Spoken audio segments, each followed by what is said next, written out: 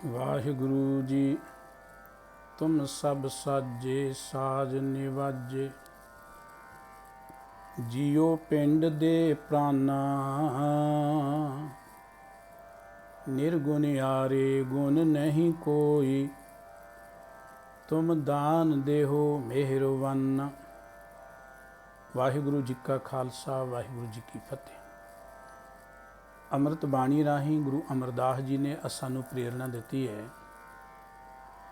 ਕਿ ਅਸੀਂ ਹਰ ਰੋਜ਼ ਆਪਣੇ ਸਰੀਰ ਨੂੰ ਪੁੱਛਿਆ ਕਰੀਏ ਕਿ ਸਰੀਰਾ ਤੂੰ ਇਸ ਧਰਤੀ ਤੇ ਆ ਕੇ ਅਜ ਤੱਕ ਕੀ ਕੰਮ ਕੀਤਾ ਹੈ।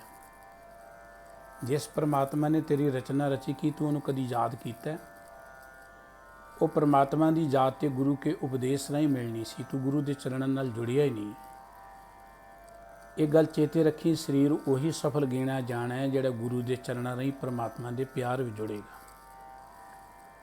ਗੁਰੂ ਅਮਰਦਾਸ ਜੀ ਦੇ ਪਵਿੱਤਰ ਬਚਨ ਅਸੀਂ ਰੋਜ਼ ਪੜ੍ਹਦੇ, ਇਹ ਸਰੀਰਾ ਮੇਰਿਆ ਇਸ ਜਗ में आए के क्या तुद कर्म कमाया, कि कर्म कमाया तुद शरीरा जहाँ तू जग में आया। जिन हर तेरा रचन रचिया सो हर मन न वसाया, गुर प्रसादी हर मन वसिया पूर्व लिखिया पाया। कहे नानक एहो शरीर प्रवान हुआ, जिन सतगुर स्यों चित लाया। गुरुदेव कहते ने वाहिगुरु मनुख के हिरदे च गुरु की कृपा सदका वसदा है ते शरीर उही प्रवान है जिन्हें गुरु के चरणों नाल, गुरु के बचनों के नाल सांझ पाई है। गुरु के चरणों का अर्थ गुरु का उपदेश है, गुरु की सिक्ख्या है। बाबा कबीर साहब जी ने अजिहे बचन कहे कि गुरचरण लाग हम बिनवता पूछत कह जियो पाया, कि गुरु के चरणों च जुड़ के मैं बेनती करदा पुछदा कि इस जीव नूं काहदे लई पैदा कीता है। सतगुरु जी ने एक थां ते होर पवित्र बाणी च कहा है, कवन काज सिरजे जग भीतर जन्म कवन फल पाया। असी किस काम लई सिरजे गए हाँ, साडी जिंदगी का आउण दा मकसद की है, ते असी अज तक जिंदगी के अंदर की फल प्राप्त किया है, की लाहा खटिया है। जेकर कोई सानू पुछे ना तो असी कहांगे बहुत पैसा कमाया। कोई कहेगा जी बड़ियां मल्लां मारियां, बड़ी जमीन जायदाद बना ली है।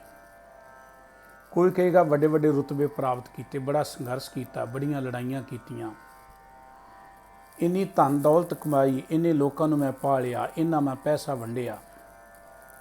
अनेक तरह की गिणती मनुख करके दस देवेगा, पर जिंदगी का मकसद धन दौलत कमाना नहीं। धन दौलत गुजरान है, होनी चाहिए है, रहन लई घर होना चाहिए, खाण लई भोजन होना चाहिए, लेकिन जिंदगी का मकसद ये नहीं है। वाहिगुरु जी ने मनुख नूं इस धरती का नुमाइंदा, अपना नुमाइंदा बना के धरती ते भेजिया। इस धरती की संभाल मनुख ने करनी सी। परमात्मा ने मनुख नूं सारियां ये शक्तियां दित्तियां ने, पर मनुख ने दरअसल इस जिंदगी गल नूं चेते ही नहीं कीता। मनुख नूं अपनी जिंदगी के मनोहर का पता ही नहीं लगा। मनुख नूं इस धरती ते जीउणा ही नहीं आया। असी कोई कार खरीदते हाँ, कहने कि पहला चलाउणी सीख लो तां ही इहदा सुख मिलेगा, नहीं तो यह दुखों का कारण ही हो सकती है। अनजान पुणे च जे कोई कार ते बैठ जाएगा वो दुर्घटना हो सकती है, नुकसान हो सकता है। इस करके आप पहला चलाउणा सीखते हैं। इन्नी महान उत्तम जिंदगी मिली जिन्होंने 84 लाख जूना चो उत्तम कहा गया है। मनुख के जीवन का ढंग भी तो उत्तम होना चाहिए ना। शरीर मनुखों वाला है, पर मनुख के जीवन का ढंग जिन्ना चिर मनुखों वाला नहीं बनेगा उन्ना चिर सुखी नहीं हो सकेगा। साडे दुखों का कारण यह है, गुरु साहब जी ने एक बचन किया है, यह जगत ममता मुआ जीवन की बिद नहीं। ये जगत के लोग मोह माया ममता आत्मक मौते मर गए, इन्होंने जीवन की जांच नहीं आई। दुख साडे अणजाणपुणे चों पैदा होंदे ने, सानू जीवन की जांच नहीं। इस करके असी अखवाउंदे मनुख हाँ ते असी साडा रहना बहना पशुओं तो भी माड़ा है। मनुख ते पशु अंदर की अंतर है? भाई गुरदास जी ने अपनी रचना च एक थां ते बड़े प्यारे बचन के, पशुआ मनुख देह अंतर अंतर यह शब्द सुरत को विवेक अविवेक है। पशु विच ते मनुख च की अंतर है? ਮਨੁੱਖ ਸ਼ਬਦ ਸੁਣ ਸਕਦਾ ਹੈ, ਉਹਨੂੰ ਆਪਣੀ ਸੁਰਤ 'ਚ ਵਸਾ ਕੇ ਸਮਝ ਕੇ ਉਹ ਸੰਸਾਰ ਬੋਲ ਸਕਦਾ ਹੈ। ਇਹ ਗੱਲ ਪਸ਼ੂ ਕੋਲ ਨਹੀਂ ਹੈ। ਮਨੁੱਖ ਪੜ੍ਹ ਕੇ ਬੀਤ ਚੁੱਕੇ ਤੋਂ ਸਿੱਖਿਆ ਲੈ ਸਕਦਾ ਹੈ। ਇਹ ਗੱਲ ਪਸ਼ੂ ਦੇ ਕੋਲ ਨਹੀਂ ਹੈ। ਪਸ਼ੂਆ ਹਰਿਆਇਓ ਕਹਿਓ ਸੁਣਿਓ ਅਨ ਸੁਣਿਓ ਕਰੇ, ਮਾਨਸ ਜਨਮ ਉਪਦੇਸ਼ ਹਿਰਦੇ ਟੇਕ ਹੈ।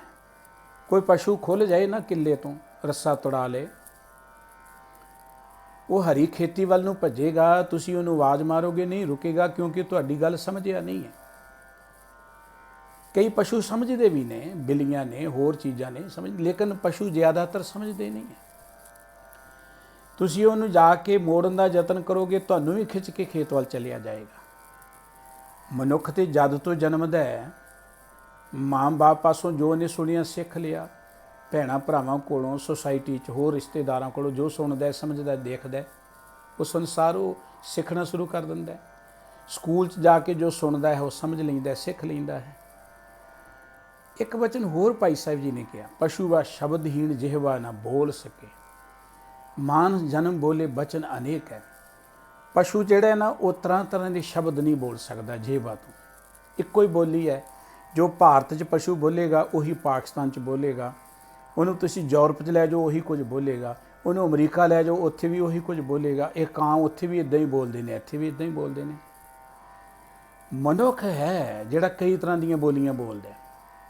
ਭਾਰਤ ਦਾ ਮਨੁੱਖ ਪਾਕਿਸਤਾਨ ਚਲ ਜੇ ਉੱਥੋਂ ਦੀ ਬੋਲੀ ਸਮਝ ਜਾਂਦਾ ਹੈ, ਈਰਾਨ ਜਾ ਕੇ, ਯੂਰਪ ਜਾ ਕੇ ਉੱਥੋਂ ਦੀ ਬੋਲੀ ਸਿੱਖ ਲੈਂਦਾ, ਸਮਝਣ ਲੱਗ ਪੈਂਦਾ। ਜਿੱਥੇ ਵੀ ਚਲਿਆ ਜਾਏ ਉੱਧਰ ਦੀਆਂ ਬੋਲੀਆਂ ਸੁਣ ਲੈਂਦਾ।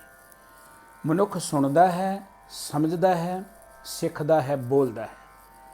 ਪਸ਼ੂ ਜਿਹੜਾ ਉਹ ਸੁਣ ਕੇ ਉਹਨੂੰ ਸਮਝ ਨਹੀਂ ਸਕਦਾ, ਉਹ ਸੰਸਾਰ ਚੱਲ ਨਹੀਂ ਸਕਦਾ। ਮਨੁੱਖ ਦੀ ਉੱਤਮਤਾ ਇਹਨੂੰ ਸਿਮਰਨ ਸ਼ਕਤੀ ਦਿੱਤੀ ਪ੍ਰਮਾਤਮਾ ਨੇ। ਸਿਮਰਨ ਸ਼ਕਤੀ ਦਾ ਅਰਥ ਹੈ ਕਿ ਇਹ ਯਾਦ ਕਰਕੇ ਸਮਝ ਸਕਦਾ ਉਹਦੇ ਵਿੱਚੋਂ। ਮਨੁੱਖ ਬੀਤ ਚੁੱਕੇ ਤੋਂ ਕੁਝ ਸਿੱਖਿਆ ਲੈ ਸਕਦਾ ਹੈ। ਪਸ਼ੂ ਬੀਤ ਚੁੱਕੇ ਸਮੇਂ ਨੂੰ ਚੇਤੇ ਕਰਕੇ ਸਿੱਖਿਆ ਨਹੀਂ ਲੈਂਦਾ। ਲੇਕਿਨ ਅਫਸੋਸ ਕਿ ਮਨੁੱਖ ਨੇ ਕੁਝ ਸਿੱਖਿਆ ਹੀ ਨਹੀਂ ਹੈ। ਬੀਤ ਚੁੱਕੇ ਇਤਿਹਾਸ ਬੜੇ ਲੋਕ ਆਏ ਜਿਨ੍ਹਾਂ ਨੇ ਬੜੀਆਂ ਬੱਲਾਂ ਮਾਰੀਆਂ, ਚਲੇ ਗਏ ਇਸ ਧਰਤੀ ਤੋਂ। ਜਿਨ੍ਹਾਂ ਲੋਕਾਂ ਤੇ ਜੋ ਜ਼ੁਲਮ ਕੀਤੇ ਇਸ ਧਰਤੀ ਤੋਂ ਚਲੇ ਗਏ, ਅੱਜ ਉਹਨਾਂ ਦੀ ਮੜੀ ਤੇ ਕੋਈ ਦੀਵਾ ਬਾਲਣ ਵਾਲਾ ਨਹੀਂ ਹੈ। ਜਿਨ੍ਹਾਂ ਨੇ ਮਨੁੱਖਤਾ ਦਾ ਘਾਣ ਕੀਤਾ ਚਲੇ ਗਏ ਇਸ ਧਰਤੀ ਤੋਂ, ਅੱਜ ਉਹਨਾਂ ਨੂੰ ਕੋਈ ਚੇਤੇ ਨਹੀਂ ਕਰਦਾ। ਪਰ ਮਨੁੱਖ ਨੇ ਸਿੱਖਿਆ ਹੀ ਕੁਝ ਨਹੀਂ ਹੈ। ਮਨੁੱਖ ਉਸੇ ਮਾਰਗ ਤੇ ਚੱਲ ਰਿਹਾ ਹੈ। ਇਸੇ ਕਰਕੇ ਗੁਰਬਾਣੀ ਕਹਿੰਦੀ ਮਨੁੱਖ ਤੇ ਪਸ਼ੂ 'ਚ ਕੀ ਅੰਤਰ ਹੈ। ਪਸ਼ੂ ਵੀ ਜਿਹੜਾ ਉੱਦਾਂ ਹੀ ਜ਼ਿੰਦਗੀ ਜੀ ਰਿਹਾ ਜਿੱਦਾਂ ਹੈ, ਮਨੁੱਖ ਵੀ ਉਸੇ ਤਰੀਕੇ ਨਾਲ ਪਹਿਲਿਆਂ ਤੋਂ ਵੀ ਜ਼ਿਆਦਾ ਮੱਲਾਂ ਮਾਰਨ ਦੇ ਲਈ।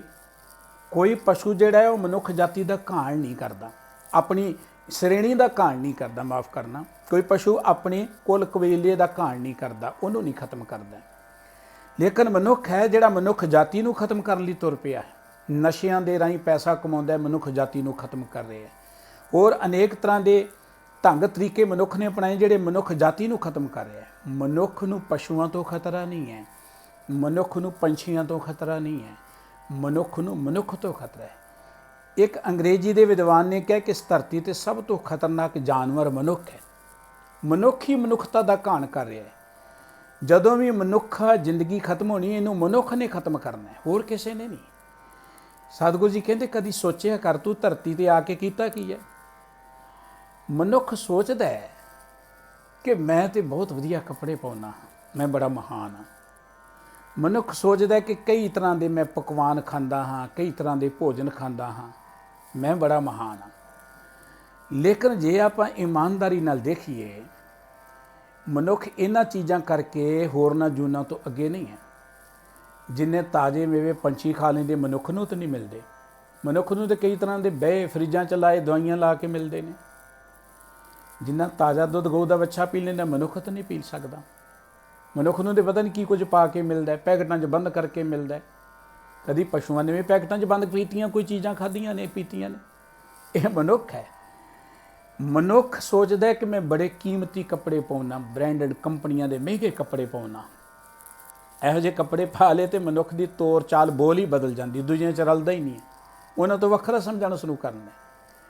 ਕਰੋੜਾਂ ਰੁਪਈਆਂ ਦੇ ਕੱਪੜੇ ਪਾ ਕੇ ਬੰਦਾ ਤੁਰਿਆ ਜਾਏ, ਕਦੀ ਕਿਸੇ ਪਸ਼ੂ ਪੰਛੀ ਨੇ ਖਲੋ ਕੇ ਦਿਲ ਨਹੀਂ ਦੇਖਿਆ ਕਿ ਕਰੋੜਪਤੀ ਜਾ ਰਹੇ। ਪਰ ਇਹ ਗੱਲ ਹੈ, ਸਾਰੀ ਦੁਨੀਆ ਦੇ ਧਨ ਦਾ ਮਾਲਕ ਬੰਦਾ ਕਿਤੇ ਤੁਰਿਆ ਜਾਏ ਨਾ, ਉਹਦੇ ਸਾਹਮਣੇ ਕਿਤੇ ਕੋਈ ਪਸ਼ੂ ਰੱਬ ਦਾ ਬਣਾਇਆ ਪੰਛੀ ਆ ਜਾਏ, ਸੁੰਦਰ ਮੋਰ ਆ ਜਾਏ, ਹੋਰ ਪੰਛੀ ਆ ਜਾਏ, ਉਹਨੂੰ ਦੇਖਣ ਲਈ ਮਜਬੂਰ ਹੋ ਜਾਂਦਾ। ਅਸੀਂ ਤੇ ਉਹਨਾਂ ਨੂੰ ਦੇਖਣ ਲਈ ਚਿੜੀਆ ਘਰ ਬਣਾਏ ਨੇ ਕਿ ਉੱਥੇ ਦੇਖਣ ਜਾਵਾਂਗੇ। ਇਹਦਾ ਮਤਲਬ ਕਿ ਮਨੁੱਖ ਖਾਣ ਕਰਕੇ, ਪੀਣ ਕਰਕੇ, ਪਹਿਨਣ ਕਰਕੇ ਦੂਸਰੀਆਂ ਸ਼੍ਰੇਣੀਆਂ ਤੋਂ ਅੱਗੇ ਨਹੀਂ ਹੈ। ਮਨੁੱਖ ਤੇ ਅੱਗੇ ਸੀ ਕਿ ਇਹਨੂੰ ਵਾਹਿਗੁਰੂ ਜੀ ਨੇ ਸਿਮਰਨ ਸ਼ਕਤੀ ਦਿੱਤੀ ਹੈ।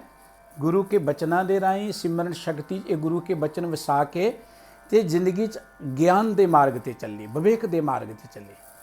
ਇਸ ਸਰੀਰ ਦੇ ਰਾਹੀਂ ਇਸ ਧਰਤੀ ਦੀ, ਮਨੁੱਖਤਾ ਦੀ ਸੰਭਾਲ ਕਰੇ, ਦੂਜਿਆਂ ਦੀ ਸੇਵਾ ਕਰੇ।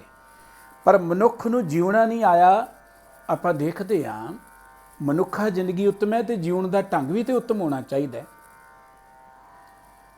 ਕੋਲੇ ਹੁੰਦੇ ਨੇ ਧਰਤੀ ਤੇ, ਜਿੱਥੇ ਮਰਜ਼ੀ ਪਏ ਰਹਿਣ, ਕੋਈ ਫਰਕ ਨਹੀਂ ਪੈਂਦਾ। ਸੜਕ ਤੇ ਪਏ ਹੁੰਦੇ ਨੇ, ਬਾਹਰ ਪਏ ਹੁੰਦੇ ਨੇ। ਲੇਕਿਨ ਹੀਰੇ ਜਿਹੜੇ ਹੁੰਦੇ ਨੇ ਉਹ ਐਵੇਂ ਨਹੀਂ ਹੁੰਦੇ।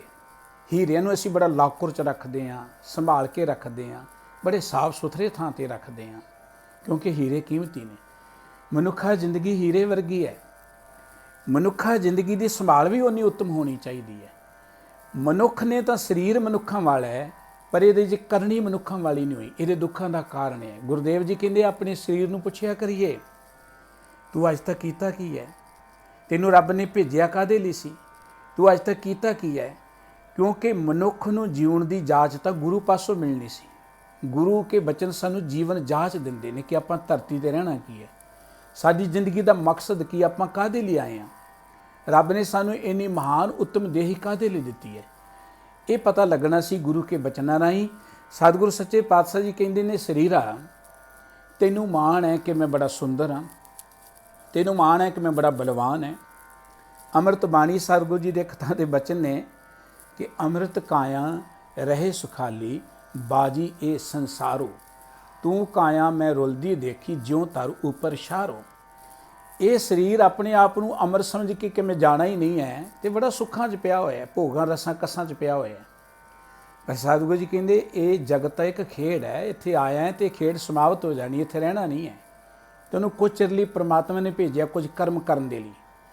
ਕਹਿੰਦੇ ਇੱਕ ਸ਼ਾਹੂਕਾਰ ਨੇ ਦੋ ਬੰਦਿਆਂ ਨੂੰ ਕੁਝ ਧਨ ਦੇ ਕੇ ਪ੍ਰਦੇਸ਼ ਭੇਜਤਾ ਕਿ ਜਾਓ ਵਪਾਰ ਕਰੋ, ਤੁਹਾਨੂੰ ਜਦੋਂ ਬੁਲਾਵਾਂਗਾ ਉਦੋਂ ਆ ਜਾਣਾ, ਕੋਈ ਲਾਹੇ ਬੰਦਾ ਕਰਮ ਕਰਨਾ। ਦੋਵੇਂ ਬੰਦੇ ਧਨ ਲੈ ਕੇ ਚਲੇ ਗਏ। ਇੱਕ ਬੰਦਾ ਸੋਚਦਾ ਕਿ ਸ਼ਾਹੂਕਾਰ ਨੇ ਭੇਜਤਾ, ਹੁਣ ਕਿਹੜਾ ਬੁਲਾਉਣਾ, ਜਿਵੇਂ ਮਰਜ਼ੀ ਖਾਓ, ਜਿਵੇਂ ਮਰਜ਼ੀ ਖਰਚੋ। ਉਸਨੇ ਸ਼ਾਹੂਕਾਰ ਦੀ ਦਿੱਤੀ ਹੋਈ ਉਸ ਪੂੰਜੀ ਨੂੰ ਖਰਚਣਾ ਸ਼ੁਰੂ ਕਰਤਾ, ਅਕਾਰਥ ਮੌਜ ਮੇਲੇ ਤੇ ਖਰਚਣਾ ਸ਼ੁਰੂ ਕਰ ਦਿੱਤਾ। ਜਦੋਂ ਦੂਸਰੇ ਬੰਦੇ ਨੇ ਸਮਝਾਉਣਾ ਤੇ ਕਹਿਣਾ ਉਹਨੂੰ ਕਿਹੜਾ ਪਤਾ, ਉਹ ਕੌਣ, ਕਿਹੜਾ ਉਹਨੇ ਸਾਨੂੰ ਬੁਲਾਉਣਾ, ਕਿਹੜਾ ਸਾਡੇ ਕੋਲ ਆਉਣਾ। ਪਰ ਦੂਸਰਾ ਬੰਦਾ ਜਿਹੜਾ ਸੀ ਉਹ ਸੋਚਦਾ ਸੀ ਕਿ ਇਹ ਮਾਨਤ ਹੈ ਕਿਸੇ ਦੀ, ਤੇ ਉਸ ਧਨ ਦੇ ਨਾਲ ਉਸਨੇ ਬੜਾ ਨਫੇ ਵਾਲੇ ਕੰਮ ਕੀਤੇ, ਨਫੇ ਵਾਲਾ ਸੌਦਾ ਕੀਤਾ। ਇੱਕ ਜਦੋਂ ਦੋਵੇਂ ਮਿਲਦੇ ਨੇ, ਚੰਗਾ ਬੰਦਾ ਸ਼ਾਹੂਕਾਰ ਦੀ ਗੱਲ ਕਰਦਾ ਤੇ ਉਹ ਜਿਹੜਾ ਬੁਰਾ ਵਿਅਕਤੀ ਸੀ ਉਹ ਸੁਣ ਲਈ ਤਿਆਰ ਨਹੀਂ ਹੈ। ਆਖਰ ਸਮਾਂ ਆ ਗਿਆ ਜਦੋਂ ਸ਼ਾਹੂਕਾਰ ਨੇ ਆਪਣੇ ਆਦਮੀ ਭੇਜ ਦਿੱਤੇ। ਇਸ ਬੰਦੇ ਨੇ ਧਨ ਦੌਲਤ ਨੂੰ ਬਰਬਾਦ ਕਰਤਾ ਸੀ, ਉਹ ਲੁਕ ਗਿਆ ਡਰਦਾ ਹੋਇਆ। ਪਰ ਸ਼ਾਹੂਕਾਰ ਦੇ ਬੰਦਿਆਂ ਨੇ ਉਹਨੂੰ ਕੱਢ ਲਿਆ, ਲੁਕੇ ਹੋਏ ਨੂੰ ਲੱਭ ਲਿਆ, ਮੰਨ ਕੇ ਅੱਗੇ ਤੋਰ ਲਿਆ, ਮੁੜ ਕੇ ਨਾ ਭੱਜ ਜਾਏ। ਪਰ ਜਦੋਂ ਦੂਸਰੇ ਵੱਲ ਜਾਂਦੇ ਨੇ ਉਹਨੂੰ ਬੜਾ ਚਾਅ ਚੜ੍ਹ ਗਿਆ, ਕਹਿੰਦਾ ਮੈਂ ਤਾਂ ਤੁਹਾਨੂੰ ਉਡੀਕ ਹੀ ਰਿਹਾ ਸਾਂ, ਤੁਸੀਂ ਆ ਗਏ, ਬੜੀ ਖੁਸ਼ੀ ਦੀ ਗੱਲ ਹੈ। ਔਰ ਸ਼ਾਹੂਕਾਰ ਦੇ ਬੰਦਿਆਂ ਨੇ ਉਹਨੂੰ ਬੜੇ ਅਦਬ ਨਾਲ ਪਾਲਕੀ 'ਚ ਪਾ ਕੇ, ਗਲ 'ਚ ਹਾਰ ਪਾ ਕੇ ਸਤਿਕਾਰ ਦੇ ਨਾਲ ਲੈ ਗਏ। ਸ਼ਾਹੂਕਾਰ ਨੇ ਫਿਰ ਉੱਥੇ ਜਾ ਕੇ ਉਹਦਾ ਹੋਰ ਰੁਤਬਾ ਵਧਾ ਦਿੱਤਾ, ਆਪਣੇ ਕੋਲ ਰੱਖ ਲਿਆ। ਜਿਹਨੇ ਸ਼ਾਹੂਕਾਰ ਦੀ ਦਿੱਤੀ ਅਮਾਨਤ ਬਰਬਾਦ ਕਰ ਦਿੱਤੀ ਸੀ, ਉਹਨੂੰ ਕੈਦ ਕੋਠੜੀ 'ਚ ਪਾ ਦਿੱਤਾ ਗਿਆ, ਸਜ਼ਾ ਦਿੱਤੀ ਗਈ। ਰੱਬ ਨੇ ਵੀ ਸਾਨੂੰ ਜ਼ਿੰਦਗੀ ਦਿੱਤੀ ਹੈ। ਮਨੁੱਖਾ ਜ਼ਿੰਦਗੀ ਬੜੀ ਮਹਾਨ ਹੈ, ਦੁਰਲਭ ਹੈ। ਇਸ ਦੇਹੀ ਨੂੰ ਦੇਵਤੇ ਤਰਸਦੇ ਨੇ। ਗੁਰਬਾਣੀ ਕਹਿੰਦੀ ਇਸ ਦੇਹੀ ਕੋ ਸਿਮਰੈ ਦੇਵ, ਸਾ ਦੇਹੀ ਪਜ ਹਰ ਕੀ ਸੇਵ। ਉਹ ਬੰਦਿਆ ਇਸ ਦੇਹੀ ਲਈ ਤੇ ਦੇਵਤੇ ਤਰਸਦੇ ਨੇ, ਮਨੁੱਖਾ ਜ਼ਿੰਦਗੀ ਦੇ ਲਈ। ਤੈਨੂੰ ਮਨੁੱਖਾ ਜ਼ਿੰਦਗੀ ਮਿਲੀ ਹੈ ਤੇ ਤੂੰ ਸੋਚ ਅੱਜ ਤੱਕ ਕੀਤਾ ਕੀ ਹੈ, ਕਰਨ ਲਈ ਕੀ ਆਇਆ ਹੈ। ਤੇਰੀ ਜ਼ਿੰਦਗੀ ਦਾ ਮਕਸਦ ਸੀ ਇਸ ਚੰਗੇ ਸਮਾਜ ਦੀ ਸਿਰਜਣਾ ਕਰਨੀ, ਮਨੁੱਖਤਾ ਦੀ ਸੇਵਾ ਕਰਨੀ, ਇਸ ਧਰਤੀ ਦੀ ਸੰਭਾਲ ਕਰਨੀ। ਵਾਤਾਵਰਣ ਨੂੰ ਮਨੁੱਖ ਨੇ ਗੰਦਿਆ ਕੀਤਾ, ਪਰਮਾਤਮਾ ਨੇ ਗੰਦਿਆ ਨਹੀਂ ਕੀਤਾ। ਜੇ ਧਰਤੀ ਤੇ ਬਿਮਾਰੀਆਂ ਹੁੰਦੀਆਂ ਨੇ, ਮਹਾਮਾਰੀਆਂ ਹੁੰਦੀਆਂ ਨੇ, ਇਹ ਮਨੁੱਖ ਦੀ ਆਪਣੀ ਕਰਨੀ ਕਰਕੇ ਆਉਂਦੀਆਂ ਨੇ। ਧਰਤੀ ਤੇ ਜੇ ਇਹੋ ਜਿਹਾ ਨੁਕਸਾਨ ਹੋ ਰਿਹਾ, ਮਨੁੱਖ ਦੀ ਆਪਣੇ ਕੰਮਾਂ ਕਰਕੇ ਹੋ ਰਿਹਾ। ਵਾਹਿਗੁਰੂ ਜੀ ਨੇ ਇਸ ਨੂੰ ਜਿਸ ਮਕਸਦ ਲਈ ਭੇਜਿਆ ਸੀ ਕਿ ਆਪਾਂ ਧਰਤੀ ਤੇ ਆ ਕੇ ਗੁਰੂ ਕੇ ਬਚਨਾਂ ਦੇ ਰਾਹੀਂ ਜੀਉਣ ਦੀ ਜਾਚ ਸਿੱਖ ਕੇ ਪਰਮਾਤਮਾ ਦੀ ਭਾਵ ਭਗਤੀ 'ਚ ਵਿਚਰਦੇ ਆ, ਮਨੁੱਖਤਾ ਦੀ ਸੇਵਾ ਕਰਕੇ ਮੁੱਖ ਉਜੜਾ ਲੈ ਕੇ ਜਾਈਏ। ਮਨੁੱਖ ਉਸ ਉਹ ਗੱਲ ਨੂੰ ਸਮਝ ਨਾ ਸਕਿਆ। ਆਓ ਆਪਾਂ ਰੋਜ਼ ਗੁਰੂ ਕੇ ਇਹ ਬਚਨ ਚੇਤੇ ਕਰਦੇ ਆਪਣੇ ਸਰੀਰ ਨੂੰ ਪੁੱਛਿਆ ਕਰੀਏ, ਸਰੀਰਾ ਮੇਰਿਆ ਇਸ ਜੱਗ में आए के क्या तुद करूँ कमाया, की कीता है? जिन हर तेरा रचन च सो हर मन ना वसाया। जिस परमात्मा ने तेरी रचना की तू ਉਹਨੂੰ कदी ਹਿਰਦੇ 'ਚ ਵਸਾਇਆ, कदी चेते ਕੀਤਾ, याद ਕੀਤਾ? ਜੇ ਉਹਨੂੰ याद नहीं करेगा तो तेरा आउणा प्रवान नहीं होवेगा। ਸਾਹਿਬ जी कहते कहे नानक ਇਹ ਸਰੀਰ ਪ੍ਰਵਾਨ हुआ जिन गुर चरनी चित्त लाया। ਸਰੀਰ ਉਹ ਪ੍ਰਵਾਨ ਹੈ ਜਿਹਨੇ ਗੁਰੂ ਚਰਨਾਂ ਦੇ ਨਾਲ ਸਾਂਝ ਪਾਈ। ਗੁਰੂ ਦੇ ਚਰਨਾਂ ਦਾ ਅਰਥ ਹੈ ਗੁਰੂ का उपदेश, गुरु के बचन। गुरु के बचਨਾਂ ਰਾਹੀਂ ਆਪਾਂ ਜ਼ਿੰਦਗੀ ਬਤੀਤ ਕਰੀਏ। ਸਤਿਗੁਰੂ ਦਾ ਉਪਦੇਸ਼ ਹੈ ਕਿ ਇਸ ਧਰਤੀ ਤੇ ਰਹਿ ਕੇ ਆਪਾਂ ਮਨੁੱਖਤਾ ਦੀ ਸੇਵਾ ਕਰੀਏ, ਇਸ ਧਰਤੀ ਤੇ ਰਹਿ ਕੇ ਆਪਾਂ ਵਾਤਾਵਰਣ ਦੀ ਸੰਭਾਲ ਕਰੀਏ, ਇਸ ਧਰਤੀ ਤੇ ਰਹਿ ਕੇ ਆਪਾਂ ਆਦਰਸ਼ਕ ਸਮਾਜ ਦੀ ਸਿਰਜਣਾ ਲਈ ਯਤਨ ਕਰਨਾ ਹੈ। ਗੁਰਸਿੱਖ ਦੀ ਗੁਰਬਾਣੀ ਪੜ੍ਹਨ ਵਾਲੇ ਦੀ ਬਹੁਤ ਵੱਡੀ ਇੱਕ ਜ਼ਿੰਮੇਵਾਰੀ ਵਾਹਿਗੁਰੂ ਸਤਿਗੁਰੂ ਜੀ ਨੇ ਸਾਨੂੰ ਇਹ ਚੇਤਨਾ ਦਿੱਤੀ ਹੈ ਕਿ ਆਪਾਂ ਜਿੱਥੇ ਆਪ ਗੁਰਬਾਣੀ ਰਾਹੀਂ ਪਰਮਾਤਮਾ ਦੇ ਪਿਆਰੇ ਜੁੜ ਕੇ ਆਪਣੀ ਜ਼ਿੰਦਗੀ ਦਾ ਸੁੱਖ ਤੇ ਆਨੰਦ ਮਾਣਨਾ ਹੈ, ਉੱਥੇ ਹੋਰ ਮਾਨਵਤਾ ਨੂੰ ਵੀ ਪ੍ਰੇਰਨਾ ਕਰਨੀ ਹੈ, ਹੋਰ ਮਨੁੱਖਤਾ ਦੀ ਸੰਭਾਲ ਲਈ ਵੀ ਆਪਾਂ ਯਤਨਸ਼ੀਲ ਰਹਿਣਾ ਹੈ। ਜੇ ਰਹਾਂਗੇ ਗੁਰੂ ਦੇ ਮਾਰਗ ਤੇ ਚੱਲਾਂਗੇ, ਸਾਡਾ ਆਉਣਾ ਪ੍ਰਵਾਨ ਹੋ ਜਾਏਗਾ। ਉਹਨਾਂ ਮਨੁੱਖਾਂ ਲਈ ਸਤਿਗੁਰੂ ਜੀ ਨੇ ਕਿਹਾ ਸਫਲ ਭਈ ਸਫਲ ਯਾਤਰਾ। ਉਹਨਾਂ ਦੀ ਯਾਤਰਾ ਸਫਲ ਹੈ ਜਿਹੜੇ ਗੁਰੂ ਰਾਹੀਂ ਪ੍ਰਮਾਤਮਾ ਦੇ ਪਿਆਰ ਵਿੱਚ ਜੁੜ ਗਏ। ਆਓ ਆਪਾਂ ਵੀ ਗੁਰੂ ਦੇ ਦੱਸੇ ਮਾਰਗ ਤੇ ਚੱਲਾਂਗੇ। ਗੁਰੂ ਨਾਨਕ ਸਾਹਿਬ ਜੀ ਦਾ ਬਚਨ ਹੈ, ਵਿੱਚ ਦੁਨੀਆ ਸੇਵ ਕਮਾਈਏ ਤਾਂ ਦਰਗੇ ਬੈਸਣ ਪਾਈਏ, ਕਹੋ ਨਾਨਕ ਬਾਹਾਂ ਲੁਡਾਈਏ। ਜੇ ਆਪਾਂ ਇਸ ਮਨੁੱਖਤਾ ਧਰਤੀ ਤੇ ਰਹਿ ਕੇ ਮਨੁੱਖਤਾ ਦੀ ਸੇਵਾ ਕਰਾਂਗੇ, ਸੰਸਾਰ ਵਿੱਚ ਰਹਿ ਕੇ ਉੱਤਮ ਕਰਮ ਕਰਾਂਗੇ, ਤਾਂ ਦਰਗਾਹ ਵਿੱਚ ਸਾਨੂੰ ਮਾਣ ਮਿਲੇਗਾ, ਰੱਬ ਦੀਆਂ ਨਜ਼ਰਾਂ 'ਚ ਪ੍ਰਵਾਨ ਹੋਵਾਂਗੇ। ਸਤਿਗੁਰੂ ਜੀ ਕਹਿੰਦੇ ਕਹੋ ਨਾਨਕ ਬਾਹਾਂ ਲੁਡਾਈਏ। ਆਪਾਂ ਬਾਂਹ ਲਡਾਉਣ ਦਾ ਅਰਥ ਬੜੀ ਬੇਪਰਵਾਹੀ ਨਾਲ ਜਾਵਾਂਗੇ। ਸਾਡੀ ਜ਼ਿੰਦਗੀ 'ਚ ਕੋਈ ਡਰ, ਕੋਈ ਮੌਤ ਦਾ ਡਰ ਨਹੀਂ ਰਹੇਗਾ। ਡਰ ਉਸ ਨੂੰ ਹੁੰਦਾ ਜਿਹਨੇ ਧਰਤੀ ਤੇ ਆ ਕੇ ਪਾਪ ਕਰਮ ਕੀਤੇ ਨੇ, ਔਗਣ ਕੀਤੇ ਨੇ। ਸੋ ਡਰੇ ਜੇ ਪਾਪ ਕਮਾਉਂਦਾ ਧਰਮੀ ਵਿਕਸੀਤ।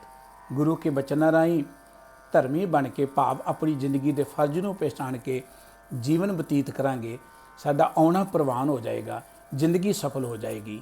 ਵਾਹਿਗੁਰੂ ਜੀ ਕਾ ਖਾਲਸਾ, ਵਾਹਿਗੁਰੂ ਜੀ ਕੀ ਫਤਿਹ।